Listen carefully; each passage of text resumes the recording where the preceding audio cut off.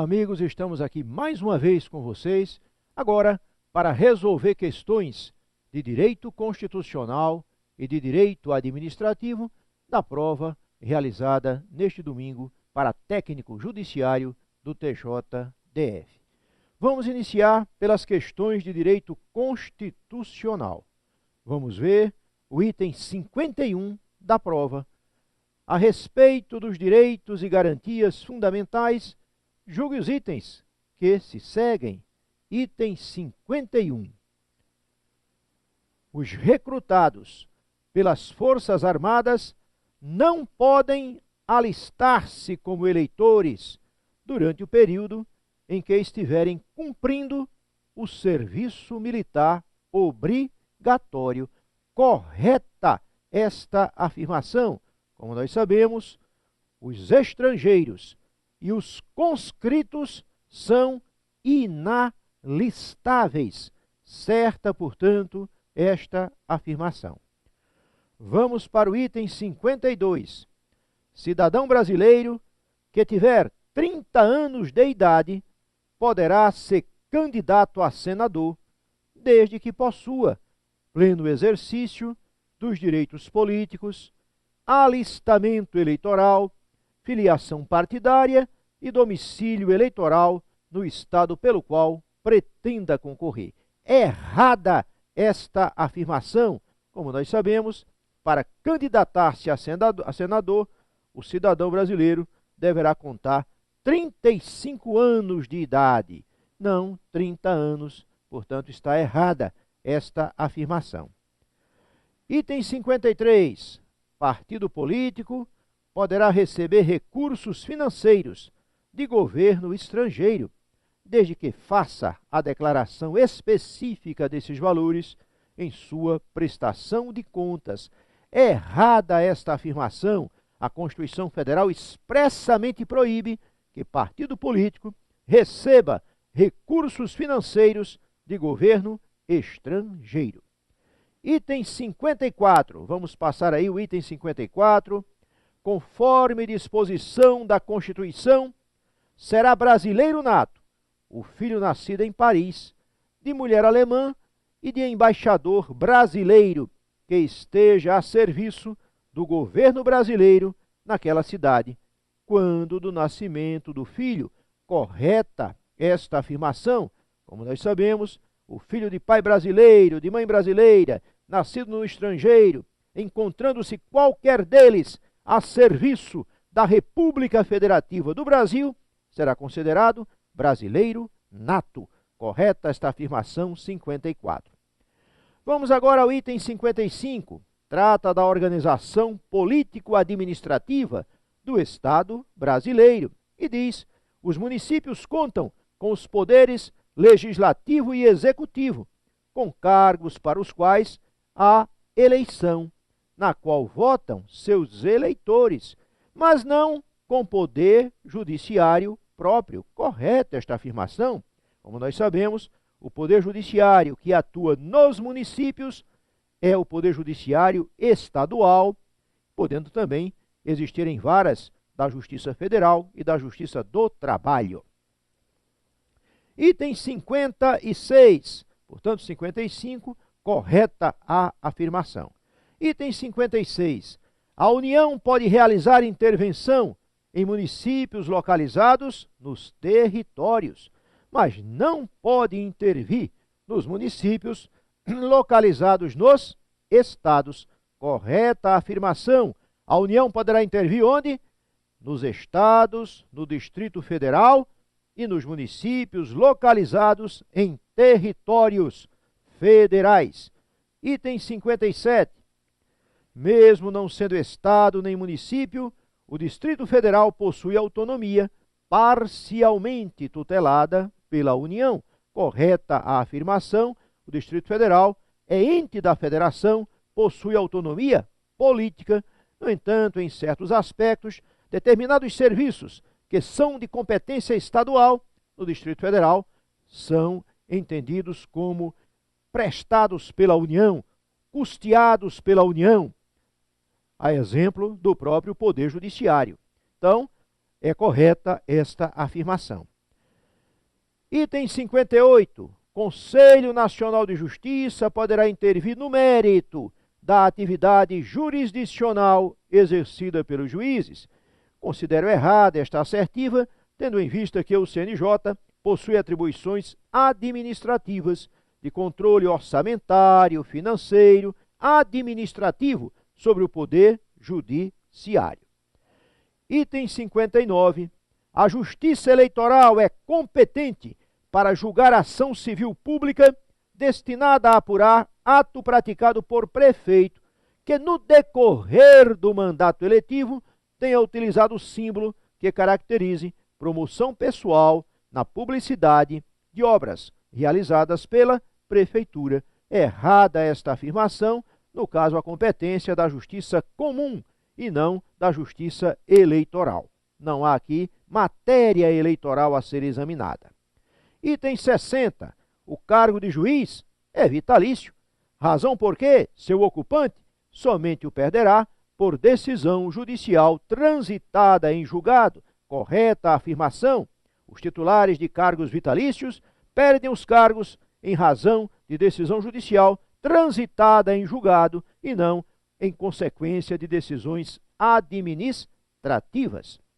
Vamos ver agora questões de direito administrativo. Inicialmente, administração, direta e indireta, centralização e descentralização.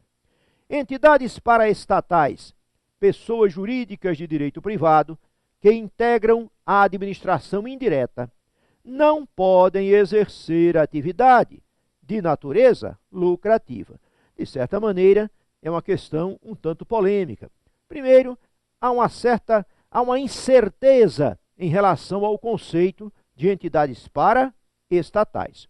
Ultimamente, a doutrina tem considerado como entidades paraestatais aquelas que integram o chamado terceiro setor, organizações sociais, organizações da sociedade civil de interesse público, entidades do Sistema S, estas as entidades tidas hoje como paraestatais.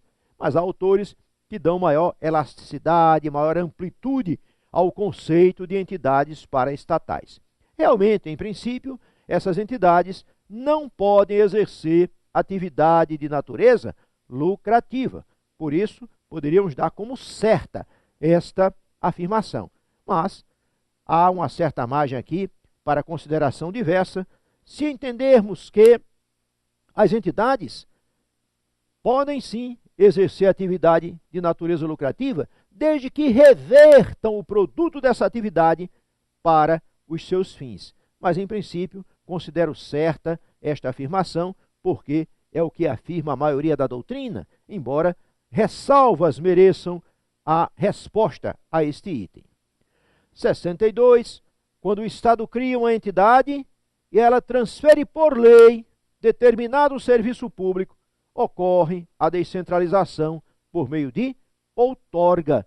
Entendo como correta esta afirmação, considerando que, no caso de transferência por lei, nós temos a transmissão da própria titularidade daquela atividade. É o que acontece, por exemplo, com as autarquias, que recebem a outorga da atividade que lhes é transferida por lei.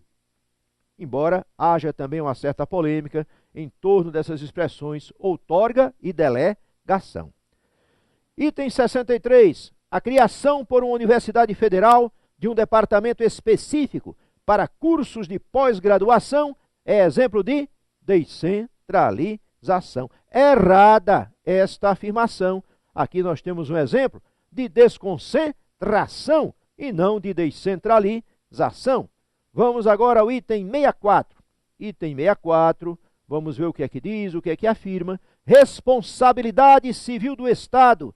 Se um particular sofrer dano quando da prestação de serviço público e restar demonstrada a culpa exclusiva desse particular, ficará afastada a responsabilidade da administração.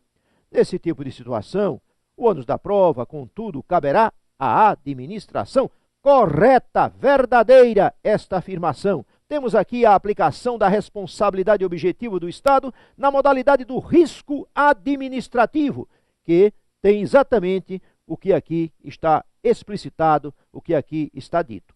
Portanto, correta esta afirmação. Item 65. Com relação aos atos administrativos, julgue os itens subsecutivos. Considere que determinado agente público, detentor de competência para aplicar a penalidade de suspensão, resolva impor, sem ter atribuição para tanto, a penalidade de demissão, por entender que o fato praticado se encaixaria em uma das hipóteses de demissão. Nesse caso, a conduta do agente caracterizará abuso de poder, na modalidade denominada excesso de poder. Correta esta afirmação. Nós temos aqui o excesso de poder, o agir sem competência, e não o desvio de poder, que é o desvio de finalidade. Correta a afirmação do item 65. Item 66.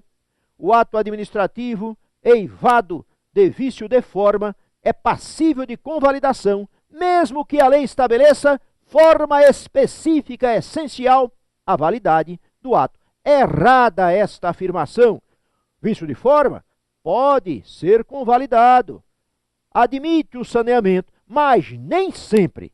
Se a lei estabelecer a forma específica como essencial à validade do ato, não há possibilidade de convalescer o vício de forma, não há possibilidade de convalidação nesta hipótese. Item 67. Com base no disposto na Lei 84/29, julgue os itens seguintes: as penalidades aplicadas ao servidor ou a terceiro que causar lesão ao patrimônio público são de natureza pessoal, extinguindo-se com a sua morte. Errada esta afirmação, diante do que dispõe o artigo 8º da Lei 8.429 de 92.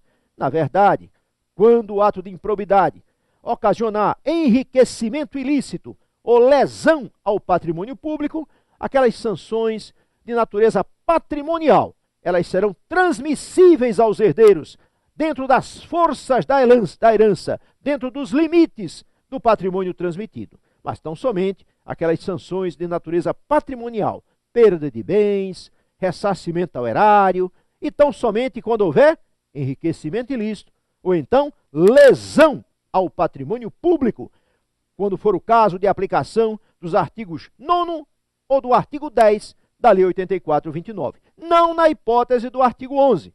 Então aqui temos como errada esta afirmação. 68. O servidor que estiver sendo processado judicialmente pela prática de ato de improbidade somente perderá a função pública após o trânsito em julgado da sentença condenatória. Correta a afirmação. Realmente as sanções decorrentes do ato de improbidade, elas pressupõem o trânsito em julgado da sentença condenatória. Agora, questões sobre a Lei 9784 de 99. Questão 69. O processo administrativo pode ser iniciado a pedido do interessado, mediante formulação escrita, não sendo admitida solicitação oral. Na verdade, está errada esta afirmação. Nos termos da Lei 9784, em princípio, a iniciativa do administrado se fará por escrito, salvo nos casos em que a lei admita a solicitação oral. Portanto, nem sempre haverá necessidade da formulação escrita. Há uma ressalva na Lei 9784, salvo quando a lei admitir a solicitação oral. Errado o que se diz no número 69. O servidor que estiver litigando judicialmente contra a companheira de um interessado em determinado processo administrativo estará impedido de atuar nesse processo. Correta afirmação. Isso está expressamente dito na Lei 9784 de 99. Devemos aqui observar que é um dever do servidor reconhecer o seu impedimento, sob pena de caracterização de falta grave nesta situação. Portanto, correta a afirmação que aqui se faz. Então, nós temos aí, de uma forma muito sintética, muito rápida, né, a nossa opinião sobre as questões de direito constitucional e de direito administrativo que foram apresentadas no concurso de técnico do TJDF. Muito obrigado a vocês e temos aqui os melhores votos de que tenham feito excelente prova e obtenham um excelente resultado deste certame.